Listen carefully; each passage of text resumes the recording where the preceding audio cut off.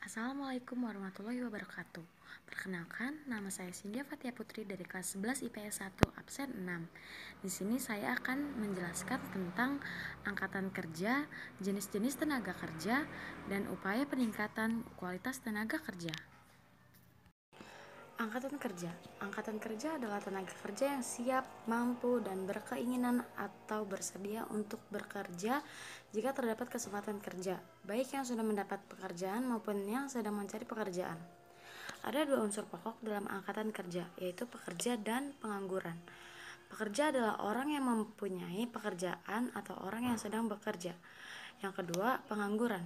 Pengangguran adalah orang yang mempunyai pekerjaan atau orang yang mencari pekerjaan. Jenis tenaga kerja berdasarkan kemampuannya. Yang pertama ada tenaga kerja terdidik. Tenaga kerja terdidik adalah tenaga kerja yang mendapatkan suatu keahlian dan kemahiran pada suatu bidang karena sekolah atau pendidikan formal dan non-formal. Contohnya seperti sarjana ekonomi, insinyur, sarjana muda, doktor, dan master. Yang kedua ada tenaga kerja terlatih. Tenaga kerja terlatih adalah tenaga kerja yang memiliki keahlian dalam bidang tertentu yang didapat melalui pengalaman kerja. Keahlian terlatih tidak memerlukan pendidikan karena yang dibutuhkan adalah latihan dan menguasai pekerjaan tersebut. Contohnya ada supir, montir, pelukis, pelayan toko, dan lain-lain. Yang ketiga ada tenaga kerja tidak terlatih dan tidak terdidik. Tenaga kerja tidak terlatih dan tidak terdidik adalah tenaga kerja kasar yang hanya mengandalkan tenaga saja. Contohnya seperti kuli, buruh, pembantu, dan tukang becak. Berdasarkan sifatnya, yang pertama ada kerja jasmani, yaitu tenaga kerja yang mengandalkan fisik atau jasmani dalam proses produksi.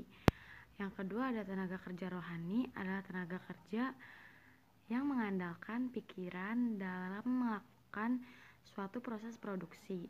Yang ketiga berdasarkan hubungan dengan produk. Yang pertama itu ada tenaga kerja langsung, yaitu tenaga kerja di pabrik yang secara langsung terlibat pada proses produk dan biayanya dikaitkan pada biaya produksi atau pada barang yang dihasilkan. Yang kedua itu ada tenaga kerja tidak langsung, yaitu tenaga kerja di pabrik yang tidak terlibat secara langsung pada proses produksi dan biayanya dikaitkan pada biaya operasional pabrik. Upaya peningkatan kualitas tenaga kerja. Yang pertama, peningkatan kualitas tenaga kerja, yaitu terbatasnya kesempatan kerja yang tersedia menyebabkan para pencari kerja maupun pekerja dituntut memiliki kemampuan yang berkualitas. Yang A. Pendidikan dan pelatihan. Pendidikan dan pelatihan dilakukan dalam rangka mengembangkan pengetahuan, kompetensi, dan keterampilan tenaga kerja. Pendidikan dan pelatihan dapat dilakukan oleh pihak perusahaan melalui kerjasama dengan lembaga pendidikan dan pelatihan swasta atau melalui pemberian beasiswa pendidikan. Yang B itu ada magang. Magang itu ditujukan dalam rangka pengembangan kompetensi teknis dan transfer aplikasi teknologi. Magang dapat dilakukan di perusahaan yang sudah memiliki kualitas dan produktivitas yang baik. Tujuannya agar budaya kerja dan standar operasional manajemen perusahaan dapat diserap baik orang yang melaksanakan program magang untuk selanjutnya diterapkan pada perusahaan tempat mereka bekerja. Yang C. Pengelolaan prestasi tenaga kerja. Pengelolaan prestasi tenaga kerja dilakukan dengan meningkatkan profesionalisme kerja dan pemberian penghargaan kepada tenaga kerja berprestasi. Tujuannya agar pengelolaan prestasi dapat menjadi sumber inspirasi bagi tenaga kerja lainnya untuk meningkatkan kualitas kerja. Yang D. Pengelolaan produktivitas tenaga kerja.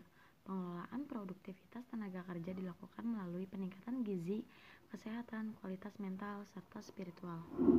Itu saja yang saya bisa sampaikan. Kurang lebihnya mohon maaf. Wassalamualaikum warahmatullahi wabarakatuh.